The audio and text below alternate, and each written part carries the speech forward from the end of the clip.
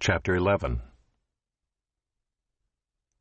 And as for me, in the first year of Darius the Mede, I stood up to confirm and strengthen him. And now I will show you the truth.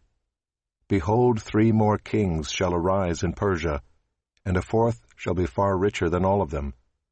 And when he has become strong through his riches, he shall stir up all against the kingdom of Greece. Then a mighty king shall arise, who shall rule with great dominion and do as he wills. And as soon as he has arisen, his kingdom shall be broken and divided toward the 4 winds of heaven, but not to his posterity, nor according to the authority with which he ruled, for his kingdom shall be plucked up and go to others besides these.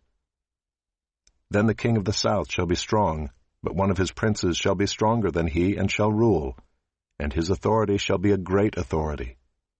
After some years they shall make an alliance, and the daughter of the king of the south shall come to the king of the north to make an agreement. But she shall not retain the strength of her arm, and he and his arm shall not endure.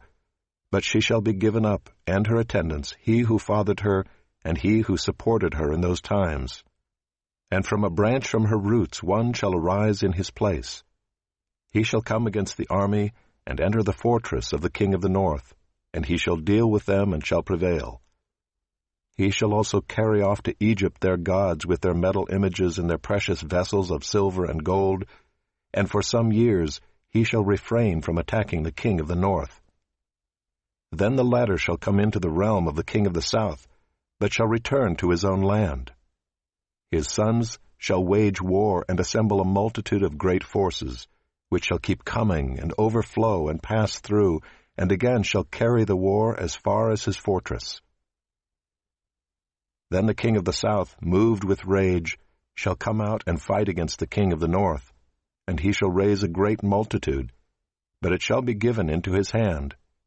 And when the multitude is taken away, his heart shall be exalted, and he shall cast down tens of thousands, but he shall not prevail. For the king of the north shall again raise a multitude, greater than the first, and after some years he shall come on with a great army and abundant supplies. In those times many shall rise against the king of the south, and the violent among your own people shall lift themselves up in order to fulfill the vision, but they shall fail. Then the king of the north shall come and throw up siege works and take a well-fortified city. And the forces of the south shall not stand, or even his best troops, for there shall be no strength to stand. But he who comes against him shall do as he wills, and none shall stand before him. And he shall stand in the glorious land with destruction in his hand. He shall set his face to come with the strength of his whole kingdom, and he shall bring terms of an agreement and perform them. He shall give him the daughter of women to destroy the kingdom, but it shall not stand or be to his advantage. Afterward he shall turn his face to the coastlands, and shall capture many of them.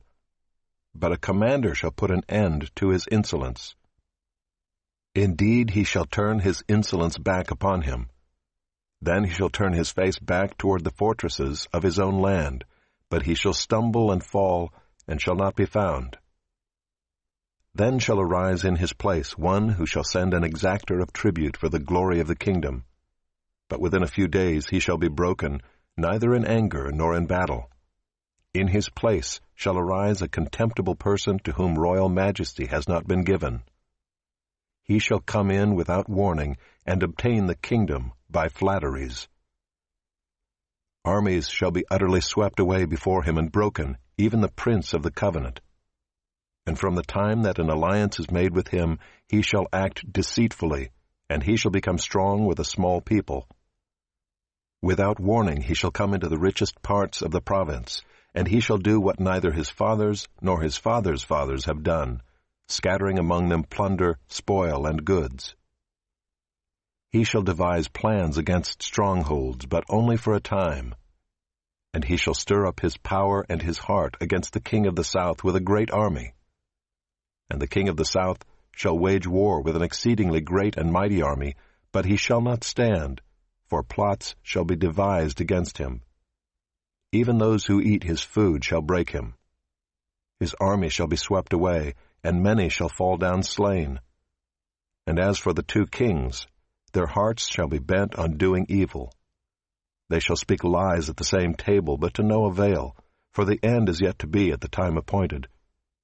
And he shall return to his land with great wealth, but his heart shall be set against the holy covenant, and he shall work his will and return to his own land. At the time appointed he shall return and come into the south, but it shall not be this time as it was before, for ships of Kittim shall come against him, and he shall be afraid and withdraw, and shall turn back and be enraged and take action against the holy covenant. He shall turn back and pay attention to those who forsake the holy covenant.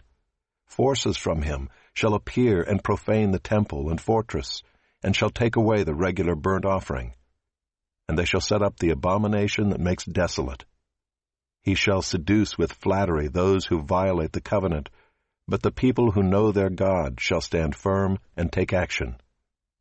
And the wise among the people shall make many understand, though for some days they shall stumble by sword and flame, by captivity and plunder. When they stumble they shall receive a little help, and many shall join themselves to them with flattery, and some of the wise shall stumble, so that they may be refined, purified, and made white, until the time of the end, for it still awaits the appointed time. And the king shall do as he wills.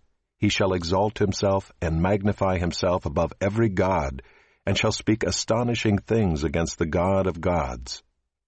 He shall prosper till the indignation is accomplished, for what is decreed shall be done. He shall pay no attention to the gods of his fathers or to the one beloved by women. He shall not pay attention to any other god, for he shall magnify himself above all. He shall honor the God of fortresses instead of these. A God whom his fathers did not know he shall honor with gold and silver, with precious stones and costly gifts. He shall deal with the strongest fortresses with the help of a foreign god. Those who acknowledge him he shall load with honor. He shall make them rulers over many, and shall divide the land for a price. At the time of the end, the king of the south shall attack him, but the king of the north shall rush upon him like a whirlwind, with chariots and horsemen, and with many ships. And he shall come into countries and shall overflow and pass through.